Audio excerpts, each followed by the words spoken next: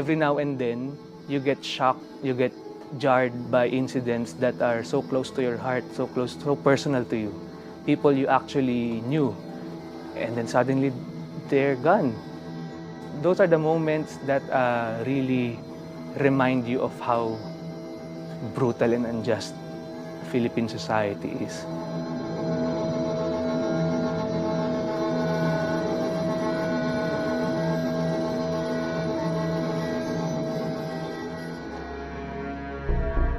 Rodrigo Duterte's name is now synonymous with the infamous drug crackdown in the Philippines. An estimated 27,000 people have been murdered since 2016, allegedly through extrajudicial killings by police through hit squads contracted by the authorities. Hitler massacred 3 million Jews.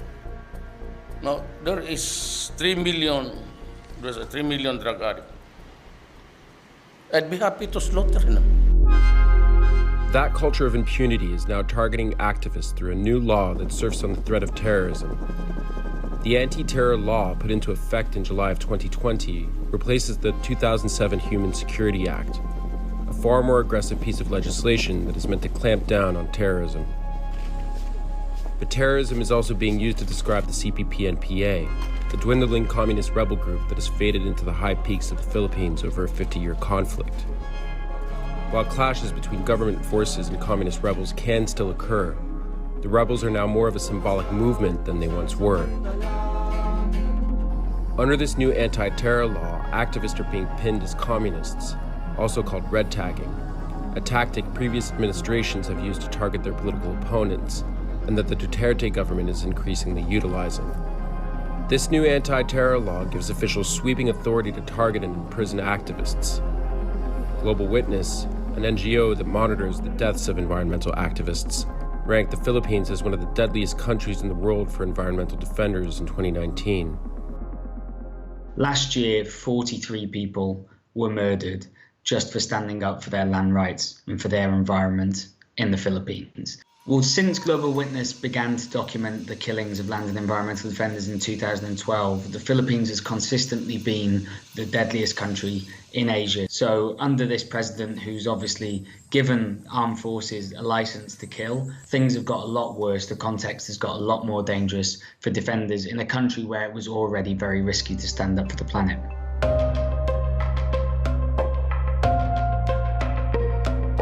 The rise in deaths of environmental activists in the Philippines is no coincidence. Mining and logging continued to this day, but were major economic drivers in the 70s and 80s, with agribusiness still an important part of Philippine GDP, making the Philippines one of the most deforested countries on the globe, with forest cover of the country dropping to 28% from 70% as of 2016, resulting in multiple ecological concerns. According to the Kalikasan People's Network for the Environment, since 2001, a growing number of activists and indigenous people have allegedly been murdered by the authorities and hired guns, with a total of 282 deaths as of 2020.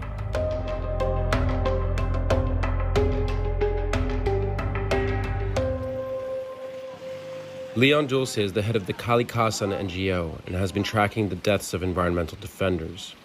Vice News followed him as he delivered a petition opposing the anti-terror law to the Supreme Court in Manila. So right now we are here with fellow environmental defenders to file a petition against the anti-terror law of 2020 because the terror law severely restricts operations, the freedom of speech, and also disrupts the financial and organizational capacities of these organizations by mere suspicion of being a supporter of terrorist groups. I believe that this is an important step not only for protecting fellow environmental defenders but also for protecting myself. Posters have been put up in front of our office accusing us of being terrorists, accusing us of being enemies of the state. So you live in constant fear, especially with this terror law hanging above you.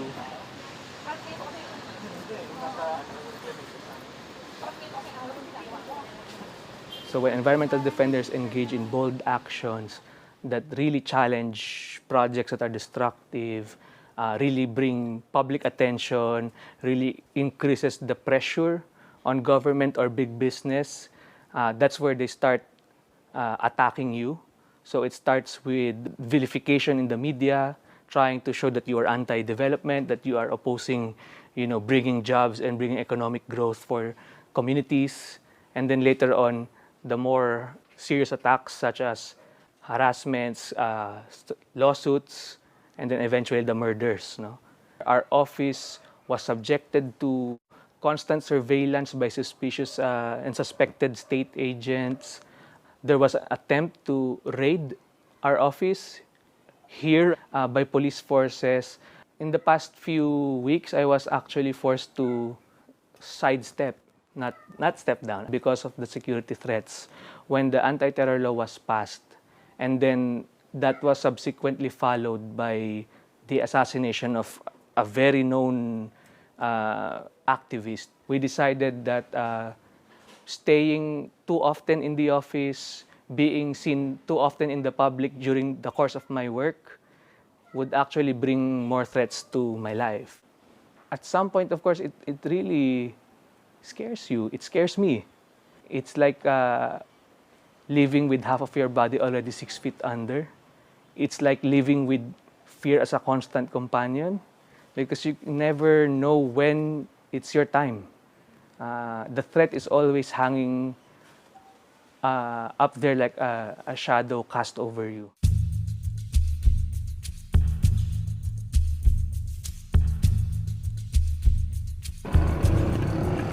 The Philippines has been hard hit by COVID, and Duterte may further open up the country to mining and other large-scale projects harmful to the environment to help with the economic recovery. This will likely further escalate tensions with indigenous tribes and environmental defenders. Representative Eufemia Culiamat is one of the few indigenous persons to serve for the Filipino House of Representatives and has been directly affected by the government's aggressive stance against activism.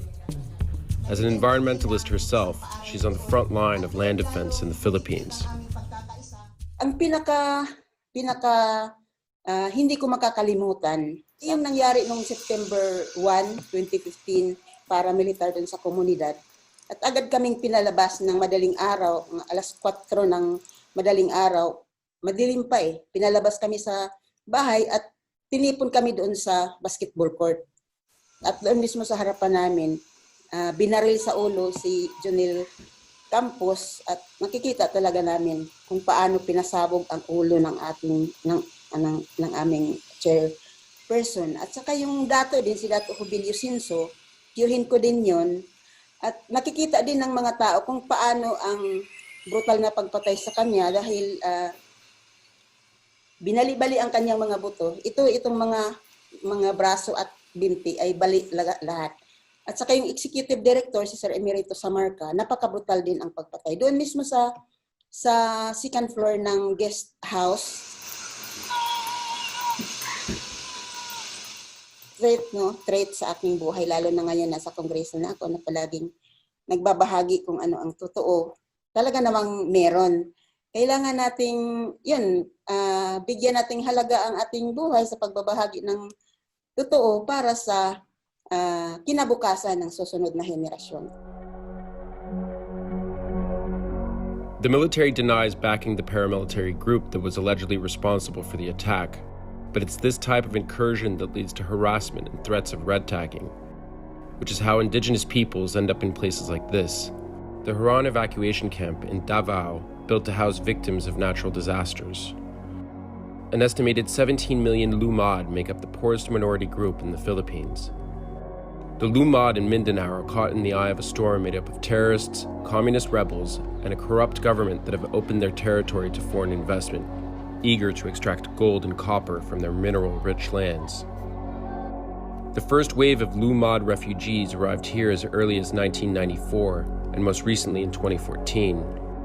Datu Tungig Masumoy At is one of the tribal leaders and describes their most recent displacement to the evacuation center. Samtang naami sa dalan ay namatay ang bata, gilubong rapod namo sa kilid sa dalan, baktas na pud mi. So hangtod nga isa ka adlaw ang baktas diha nga nakaabot na ang sakyanan gani 7 ka elf nga among gisakyan padulong diri. When Duterte was still mayor of Davao, the biggest city in the Mindanao province, he had vowed to protect the Lumad. But since his presidency began, 140 deaths of Lumad leaders and activists have been recorded. These murders were allegedly perpetrated by state agents, as Duterte set an agenda that favored foreign investment of the rights of indigenous peoples. Pagkahuman, kabalo, sige namig hulat, sige namig follow up kung asa na ang pasalig ni Duterte.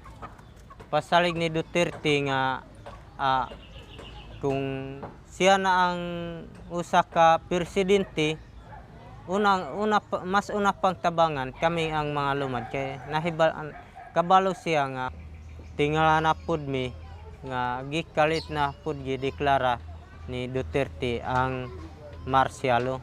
Mautong nahitabo na nga kabalita nami nga gibombahan ang Marawi. Ya, nikuan na si Duterte nga isunod ang Mindanao. Mauto nga nikuan na si Duterte nga bubumbahin ko yung mga paaralan ng mga lumad. So mauto ang nahitabo nga gibombahan gyud ang among mga eskwelahan dito sa kabukiran niya hangtod pag kahuman diha gyud mi nga napugos na pud nga nagbakwit. In an emailed response to Vice News, a spokesperson for the Armed Forces of the Philippines said, "Based on reports on record, there have been no military personnel involved in the killings of land eco-defenders. These, again, are mere accusations against the AFP to discredit the government and tarnish our reputation." Vice News was given access to this evacuation center, where Lorena Mandakawan told us stories of a company using cheap tricks to get the Lumad to sign their land over. She describes a major agribusiness company inviting the Lumad to an assembly. Most indigenous peoples are illiterate and were told to sign an attendance sheet that was in fact an agreement that the company attempted to use as proof that the Lumad had signed over their property. So diya, pag-abot sa mga tao diya sa among komunidad, na sila gitawag nga attendance. So katong attendance, siyempre, katong nagatambong nga mga tao, siyempre, nag-attendance ang mga pangalan. So katong attendance, ginadawat nila og katong naay ginahatag sa amo ang tabako, sardinas o isda. Ginadala nila katong sardinas o katong aduna dai dito kapalit nga okay na dai mi nga kato among komunidad. Ingon sila nga pwede na namo ni ikuan inyong komunidad. Pwede na namo sugdan og pag tano mo nagkalahi-lahi nga kahoy. So among giingnan nga wala man tay kasunduan nga ingani ang atong mga istorya nga pwede na ninyo ni ingon sila naaman mi igong ebidensya kinara katong inyong giperman. Di ba ingon man mi nga attendance nga dili man to attendance kato na gyud ang final. The Lumad settled on an agreement in this instance, but many can only return to their lands from time to time, with the number of internally displaced people constantly in flux. The total number of internally displaced people in the Mindanao region was in excess of 350,000 individuals, with a high rate of variability due to increased tensions, extreme weather events, and clan disputes. Text messages from anonymous numbers. Then it begins with having their presence felt outside your office, near your homes. No? Later on, there will be the more physical encounters, like if you are in a protest site, they start pouring in police or soldiers to harass you, to disperse you. And then that's where the widespread red tagging, terror tagging happens. You suddenly see your faces in posters everywhere saying that you are a terrorist, you are a supporter of communist rebels. When they think that you're isolated from the rest of society, that's where they kill you. Dr. Chandu Claver was forced to flee to Canada in 2007, where he sought asylum after he and his wife were red-tagged and targeted by a hit squad. His wife was killed in the attack whilst he and his daughter were left severely injured. This happened after a Canadian mining company swept into his native lands, where he helped build 17 community-based health programs. Together with my wife, I was bringing my kids to school. I just had left off my 7-year-old on her school in Bulanao. A van blocked our way, and two guys came out and sprayed us with high-powered rifles. They fatally killed my wife and actually seriously wounded myself as well as my 10-year-old daughter. Indigenous peoples are being oppressed and exploited, not just because of one company or two companies. The reason that they are exploited is, one, you have a national policy of national oppression, wherein these ancestral lands are looked at only as resource bases. Second, you have first world mining and other corporations that are wanting to get the raw materials that are in those ancestral land areas. And third, you've got a ruling elite that is also wanting to bleed the people dry. And fourth, you have a malleable and a corrupt government bureaucracy that is willing to actually use its armed might to satisfy the whims of corporations and the elite.